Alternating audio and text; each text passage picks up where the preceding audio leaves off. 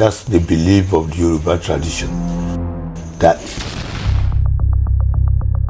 once you are alive, he stands as one of Nigeria's most prominent and respected priests of the Yoruba Orisha tradition. Chief Olukunmi is a master of the ancient scriptures. As a serial author, Chief Olukunmi has become a symbol of continuity and resilience. His role transcends spiritual leadership. He is a living repository of cultural knowledge.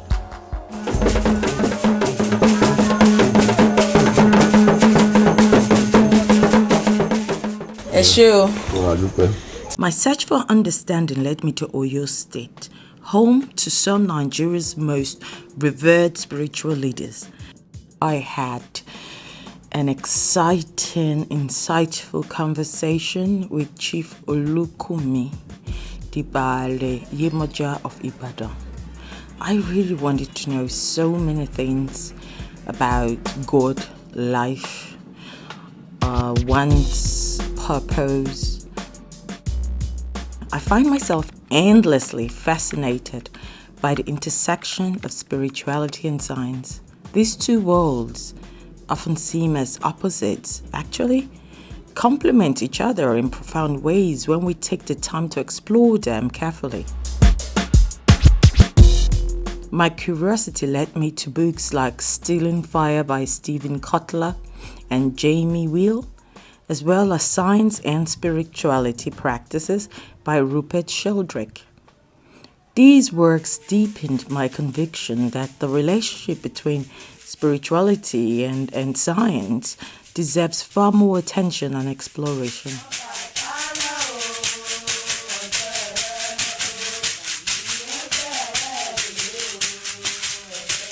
Growing up in Nigeria, especially with the legacy of slavery and colonization, I witnessed firsthand how our traditional practices have been marginalized, dismissed, or outdated. This historical disconnect from our roots didn't allow for the evolution of an evidence-based discipline or for these practices to be innovated upon.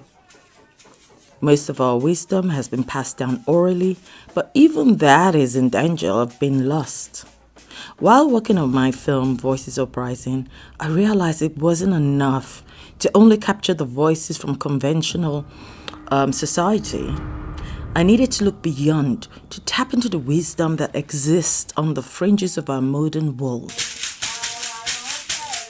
My journey to uncover these hidden gems has been humbling, leaving me in awe of how much there is still to learn.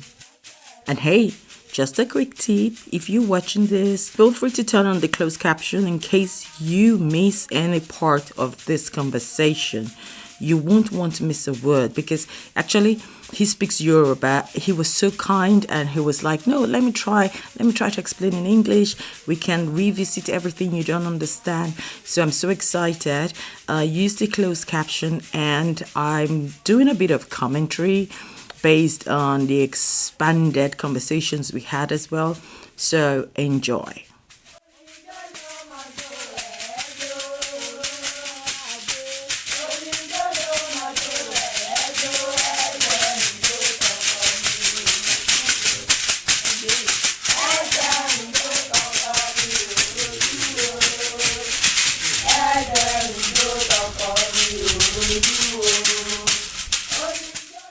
As I embarked on my journey to Oyo State, the road trip itself felt like an adventure, a connection to the land. Each stop for indigenous delicacies, each view of the landscape thick with lush tropical vegetation, reminded me of the richness that surrounds us, both in nature and culture. When I arrived in Ibadan, the state capital, the sight of those iconic rusty brown rooftops spread across the city like a protective shield from the sun and rain brought a wave of nostalgia and pride. After a few phone calls and navigating through the vibrant city on a bike taxi, I found myself to the home of Chief Baba Olorisha Olukunmi Igbilade. There he stood, slender and wise, exuding a calmness that spoke of years of experience and deep spiritual insight. Oh, his cornrows, meticulously braided, and his graceful movement gave him an aura of dignity. He led me to what I will describe as an outdoor office, a humble yet sacred space where he receives guests, seekers like myself. I was eager to dive into our conversation, but if there's one thing I've learned, it's the importance of ritual, of showing respect to the spiritual realm before engaging in any dialogue. So I paused and asked for an opening prayer, allowing the moment to settle and the energy to align. Adúpẹ́ lọ́wọ́ Olódùmarè, adúpẹ́ lọ́wọ́ àwọn tí wọ́n bí wa, adúpẹ́ lọ́wọ́ àwọn onílẹ̀, adúpẹ́ lọ́wọ́ ọ̀rúnmọlẹ̀ ìgbàmọlẹ̀. Èyí tí a ṣe Olódùmarè yóò fún alẹ́ mi gígùn àlàáfíà, àìkú baálé ọ̀rọ̀, ilé ò ní sinmi, ọ̀nà ò ní sinmi, gbogbo wa ládùúpẹ́ ayọ̀. Ẹ̀sìn ìbílẹ̀, ẹ̀sìn ìṣẹ̀ṣe Olódùmarè ó gbé lárugẹ, àṣẹ Olódùmarè. Àṣẹ.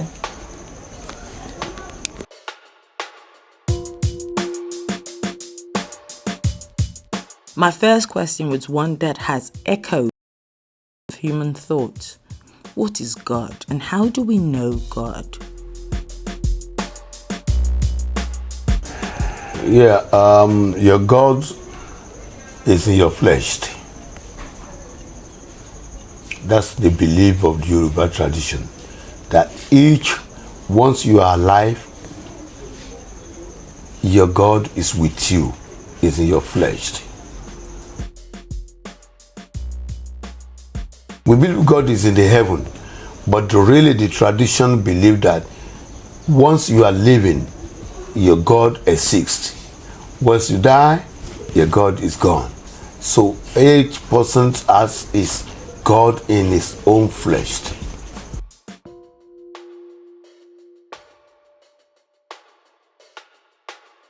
Then how do we assess this God? How do we know that we have the God in our flesh? How do we serve or appease the God? Or why is the God there? What is the purpose? Your head is your God. Because we say that the head carries the feet.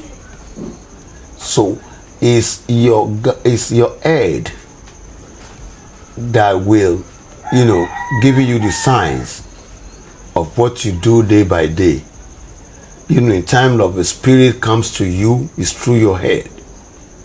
So that's how you know the sign that God is with you, that your spirit is in your body. If you can look into yourself, you can see that at times you will see that when you see that something is moving in your body, in your flesh, moving down, that you call it what they call it, mind or something like that. That's God. Okay. So once you have it, you are in living, and once you have your head controls you, and it controls your movement, and it controls day by day of your livings.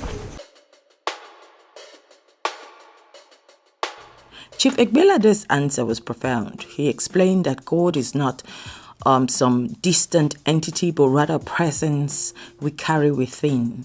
The awareness we have, the consciousness that lets us connect with others and experience the sensation of life, that is God.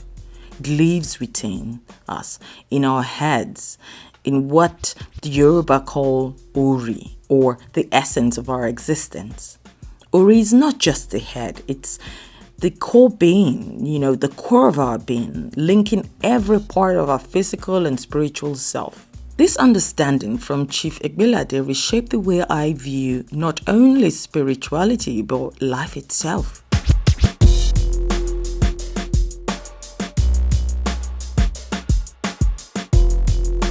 Is that the same thing like Ori? Or what's the Ori? Ori? Yeah. How do you pronounce it? Ori.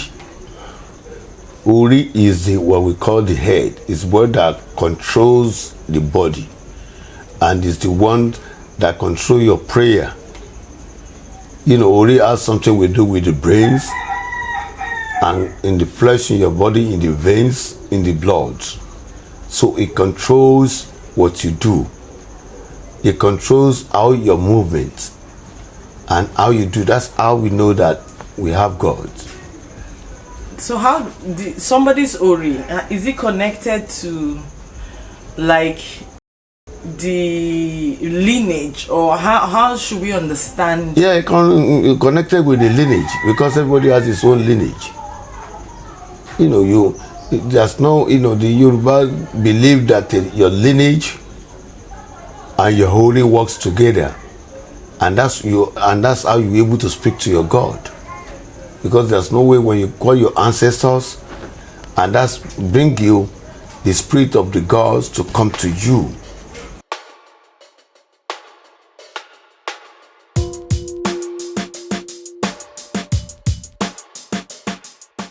Spirituality has a lineage. In my conversation with Chief Egbelade, I was struck by the profound connection between Ori, the essence of one's being, and the ancestral lineage.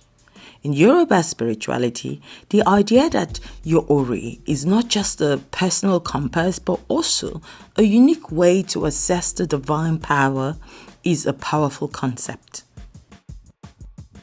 It's through respecting those who came before you that your essence, your Ori, becomes strong enough to connect with the divine. In this tradition, honoring ancestors through offerings, feasts, and commemorations isn't just ritualistic, it's a vital practice. It serves as a reminder for the current generation to stand grounded, humbled, and connected to the world that existed before them. This ongoing relationship with the past is a cornerstone of Yoruba spirituality, keeping the present in check by remembering the wisdom and the lives that paved the way.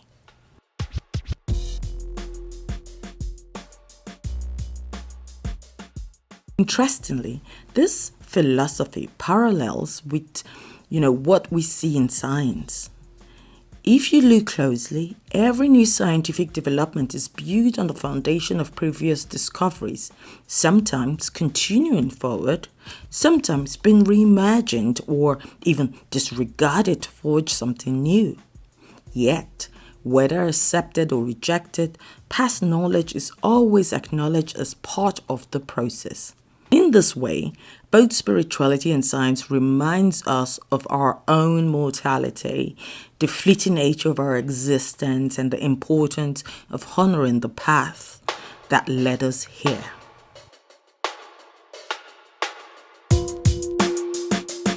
Who are Orishas? Yeah, Orishas are the peoples that those that they were selected amongst other people. Yoruba has been starting the politics before even the white men came. When you choose a king, the kings of the city or a town is Orisha, because it's the one that's selected among others to control the people. That's what we call Orisha. The special people that the gods created to do one thing or the other, for the people. In my journey of exploring Yoruba spirituality, I've often encountered the term Orishas, and their significance has intrigued me deeply. What fascinated me even more was how this concept transcends continents.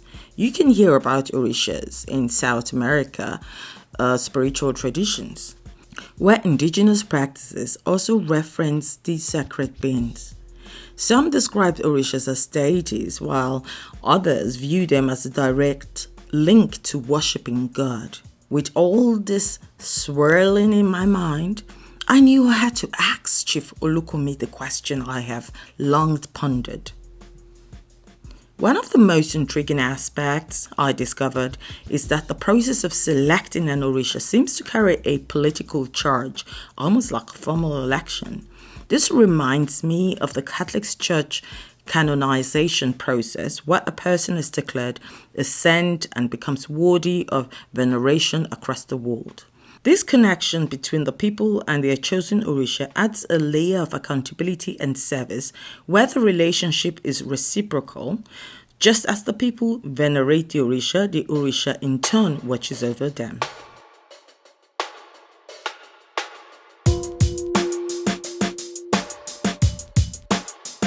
Does everybody have like a purpose here? Like Yeah. why are we here? Everybody has his own purpose of coming here. Like what you are doing now, that's your own purpose. Like for me now, is for my own purpose is to take care of the people, in traditional medical lines, on the spiritual lines. So also everybody has his own purpose of coming. And that's the purpose of coming, is what the people will believe when you old and you die, that one time there's a man come for his own purposes. And he did this what he did. So everybody has his own purpose of coming to life. We have some people that come for the purpose of drinking. Yeah. We have some people that come in purpose of kidnapping, or purpose of doing the armed robbers or something like that. So everybody has his own purpose. It depends on how you plan your mat.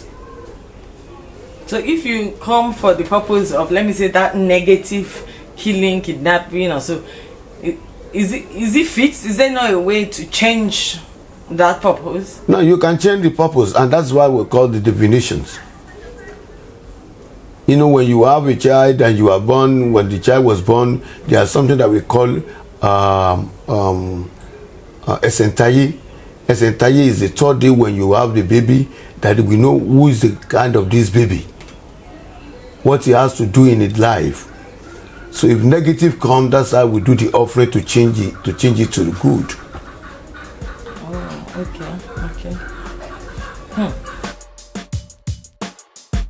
As I sat down with Chief Olukunmi, one of the most striking things he shared was his perspective on purpose.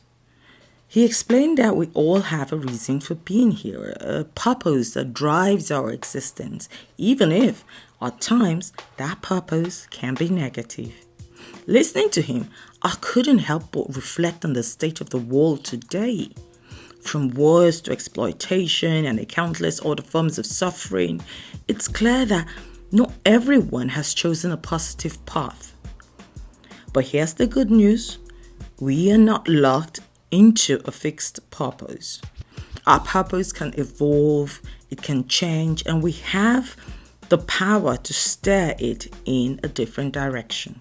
It's a beautiful reminder that while we may be born with certain inclinations, we are not bound by them forever. Is there a difference between that time when you were younger and now? Yeah, there's a difference.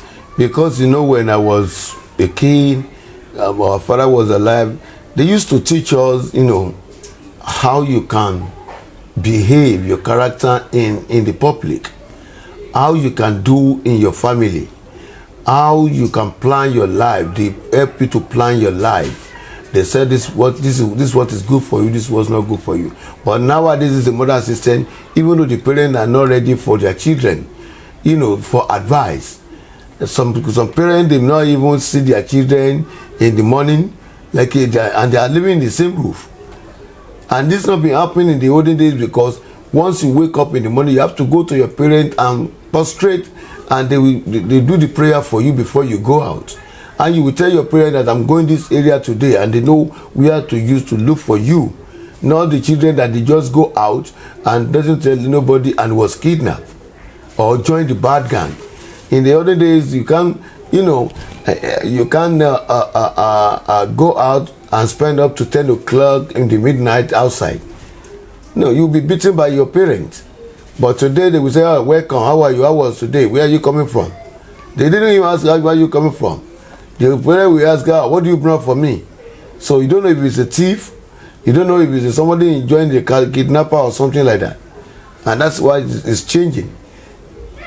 The life doesn't change, the character change. So who was responsible for bringing up a child in the olden days? Because now both parents. Sorry? Both, the mother and the father. What about the community? Was the community involved? You have to. The community can involve, but before the community involves, that there's area that your parent has to be teach you up to. They say charity begins at home. The way they teach you in the house, even though when you get to the public or something happens negative in society, people will say, oh, it's not the kind of a family like that, it's not the kind of a person like that, because we know him, he always go gently on his own. But people will be, in the community, people will watch you in the compound surroundings, how you behave, your character. So even though if you are an arrogant, if something happened to you outside, they will say, oh, he's an arrogant before. Now, when we think about the past, we often paint it with a romantic brush. I've always been curious about everyday life, how it was like in Nigeria during the 1930s, 40s, 50s. But as Chief and I discussed, not everything from the past is romantic. Take, for example, the way children were disciplined. Growing up, physical punishment, what we called, Koboko or Mr. Do-Good King, was a normal part of life. Both at school and at home, punishment was always harsh, always seen as a part of love and care. Today, however, we are evolving. Beating children is increasingly seen as violent and unnecessary. I firmly believe that it is possible to raise great children without physical punishment or fear. And now, we're hearing that the use of cane in schools across Nigeria has been banned. It's a step in the right direction. But another aspect of family life that always fascinated me is the role children are expected to play in their parents' lives once they've grown. Some parents view their children as their future security, a kind of investment. This begs an important question. Should children be focused on developing their own lives after 18, or is there a cultural duty to support one's parents? I'm eager to hear your thoughts on this ever-evolving dynamic between generations. So developing character, is that important? And how should they develop character? You can do, the young people cannot develop their character by themselves. It's with their parent that they will develop the character. The way the parents are behaving in the house is the way the children will be able to follow. If you see the husband and wife, they are fighting, look at that child. When they grow up, they will be fighting too with his wife. But when the parent something, that's why we say the charity begins at home. When your parents teach you how you can live in the community, how you can do with your family, with friends. How important is money for the development of our communities, of our tradition? Yeah, that's from the beginning. There's nothing you can do without the money. But you have to look for a good character before you involve yourself in money. So because there's money, in the olden days they trade by barter. But now the money was inside. Yeah, you want to buy something, you look for the money. The money was so very strong. It's like a story of the money and the child. They are both in the heaven, and the child is senior, and the money is junior. So they asked God, they asked the money that they are going to the heart, and they went for divination, and the child went for divination, and they told the child to do the offering, but the child refused. Although the child came to the earth and he was born, but he was born. We get to their parent, no food, no money to buy food, nothing. In 8 days, the child went back to the heaven. Now the money went and said he should do the sacrifice, and he did sacrifice but he left something not undone, which is they told the money to do sacrifice with the knives and the bottles, and he didn't do. He only did the sacrifice with the eggs. So now it came to the head, and people enjoy when they see the money, and now the child and say, I'm going back. So the Yoruba people says the person that have the money can only have a child, because if you don't have money, you can't have a child. What are you going to use to take care of the child? The child will die with hungers when they poor.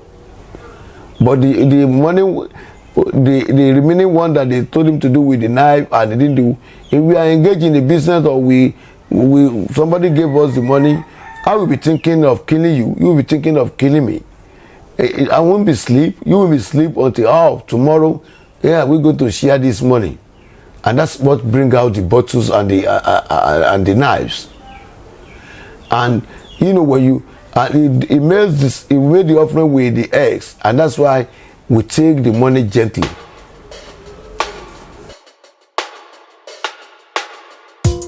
One thing that stood out to me in this conversation with Chief Olukunmi is the idea that a person's character becomes their identity. It's their currency in the world, in many ways more valuable than anything material. When people recognize certain behaviors in someone, be it honesty, kindness, or the lack thereof, it shapes how they vouch for that person. And as Chief pointed out, the development of that character, that personal identity, starts at home. It made me reflect on how critical the early lessons we learn about ourselves and others are to shaping our path in life.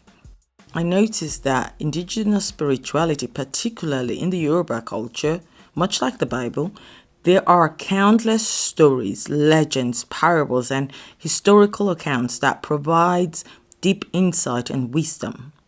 Chief shared one story with me, a tale about the origins of money and its impact on human character. I'll admit it took me several rewinds to fully grasp the layers of meaning in the story. In the story, during a divination session about money, it was revealed how deeply money could amplify the existing traits of a person, both good and bad. You talked about your father. Mm-hmm. And I know you said he lived very long. Right. People in those days live very long. That's right. what I hear. Tell us a bit about it and how. Why did they live longer? Why were they healthier? Yeah, because they don't fight for money. They only fight for restless. Like struggling all the time, looking for the money. Like you don't up to the age that you should not look for the money. People are looking for the money. Like my fathers and others, they don't look for that. One, they fight how they live long. They fight how they will have a good health. That's what they are fighting the old days. Not everybody is shouting for the money nowadays. They know that they do the work before they have the money. Some young ones doesn't even want to work before they want to have money, getting a big car or something like that. Not like in the olden days, they do that. My father was a farmer. He would be in the farm from the morning till about 2 o'clock. After I came back for eating in the afternoon, in the evening we go back, like about 1 hour, then come back. They sitting under the tree and started, settle the dispute among the people. And they don't, they don't eat the chemicals food. There's fresh vegetables, fresh pepper and all that, fresh beef, fresh fish. Wow. So I'm not going to, and in the morning you will see my grandfather 5 o'clock, he will do exercise. It doesn't do, it's like he will be walking into his friend's place like about 30 minutes and come back. And when he come back, he will drink the pap. Then before he will eat the real food, it will be by 12 o'clock.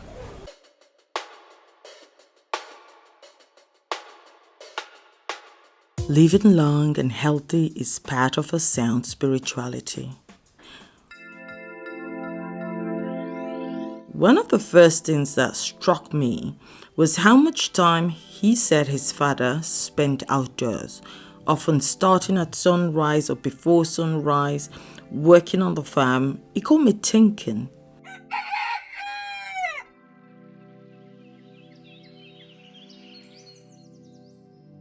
When did we last hear a cock crow or wake up to the melodies of birds? There is something deeply refreshing about this kind of simplicity, being in tune with nature, starting your day early with fresh air and natural light. Chief emphasized that food plays a central role in maintaining health, but not just any food. His father always ate fresh, chemical-free produce straight from the farm. In today's world of processed food and fast meals, this feels like an urgent reminder. But it's not just about what we eat, it's also about how we eat. Chief said his father practiced a systematic way of eating, starting with something light like pap. We call it akamu. It is actually fermented corn pudding, before moving on to heavier foods. It's a gentle way to break the fast and ease the body into the day's nourishment. He said his father also had a community, ate with friends, ate in a community. Another aspect of health that resonated with me was the importance of community. All these practices, spending time outdoor, eating well, staying connected, exercising, resting, paint a picture of balanced, intentional living. What is the role of trance, dancing, music, getting into trance, dreams? What is the role of all these human elements in the African tradition? Yeah, we believe, like our forefather believed that dancing makes you happy. They don't dance. You can't dance. We are lost. When the child died, you can't see a drum there. That is sad. But we believe that drums brings the enjoyment, the freshness, refresh your brain. That's the meaning of dancing. Getting to the music. You know, our forefather like, okay, let's sit it down and started singing. When they started singing, even though they are thinking, they forgot what they are thinking about. So that's the sign of what dancing and music.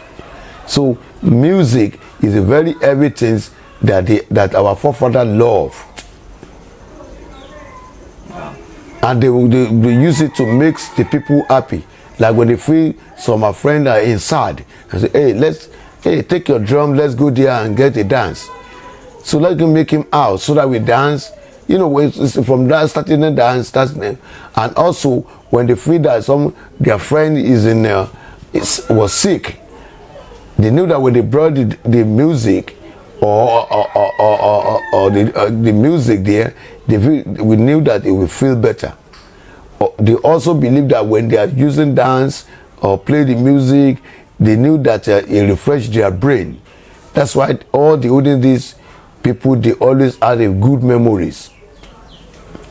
And you can see then that they have a stroke because they used to dance. They used to play the music, the walkings. You know, when you are dancing, you dance with your whole body. So the veins, the blood will be moved in the veins, and your brains will come back as refreshness. That's it. Something magical happens when we dance. Lately, I've been curious about the science behind it. Could it actually have a profound impact on our health, especially as we age? For instance, could dancing play a role in preventing stroke, memory loss, or even dementia? It's no secret that dancing gets the blood pumping, which is great for circulation, but what else could be happening in our brains when we move to the beat? In my search for answers, I came across a fascinating study published in the New England Journal of Medicine back in 2003. Researchers from the Albert Einstein College of Medicine investigated how leisure activities affected the risk of dementia in the elderly. They examined 11 different types of physical activities, including cycling, swimming, tennis, and golf. But guess what? Only one activity stood out as significantly lowering the risk of dementia, and that is dance. According to the study, it wasn't just the physical aspect of dance that made the difference. It's the combination of the mental effort and the social interaction that dancing requires. Can we harness the power of movement to safeguard our cognitive abilities as we age? I'm convinced there's so much more to discover in this space, and I can't wait to dive deeper into the science of all it. So, whether you're dancing for fun or health, the next time you find yourself swaying to the beat, remember you are doing something incredible for your brain. And before we wrap up, I just want to take a moment to remind you that this platform thrives because of you. Your support means everything. If you've enjoyed this conversation, please like, share, follow, subscribe, and drop a comment. Together, we are spearheading bold conversations. And I'm so grateful to have you on this journey with me. Wow, is there a real traditional old music or lyrics that you can share with us? Yeah, but like a bata drums. Mm-hmm. You know, it's like a drums. How does the music go?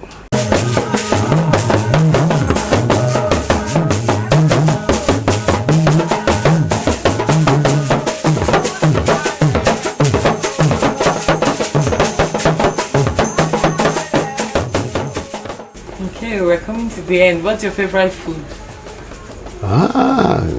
Or is there food that, or is this even important? What people eat? Are there food that some people should eat or should not eat? And how No, it depends on the definition. Sorry? It depends on the definitions. Like the reading they did for you that you should not do this, you should not do that. But mainly, we know that the Yoruba people will like amala and begiri, which is black eyed peas, with black eyed peas. We like amala and vegetables. We like amala with the snails and fish, grass cutter. That's what we eat. Wow. And the white people ask coffee, tea. We have pap that made from corn. So.